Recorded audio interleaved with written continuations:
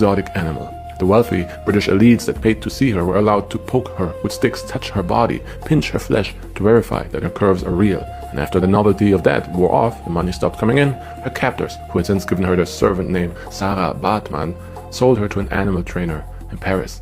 There she was forced into prostitution. Her body was sold to the highest bidder every night, while every day she drank in the shack that she was given to live in, alone, drank to numb the pain. By 1815, she was sick, suffering from several STDs, and eventually succumbed under the weight of those illnesses, inflammation and alcoholism.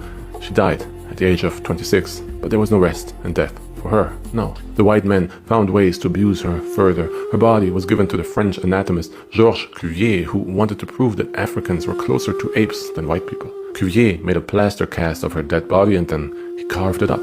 He sawed her skull open to remove her brain, he cut out her genitals and pickled them in a jar. And for the next 150 years, her brain and genitals were displayed at the Museum of Man in Paris for the entertainment of students and tourists, until in the 1990s, Nelson Mandela personally requested the return of her remains. But still, France showed no remorse. In fact, they argued that her body was state property, and it took years of diplomatic pressure until her remains were flown back to South Africa in 2002, where she was buried in the Eastern Cape, covered in herbs and dry flowers, finally at rest, but her story mostly forgotten.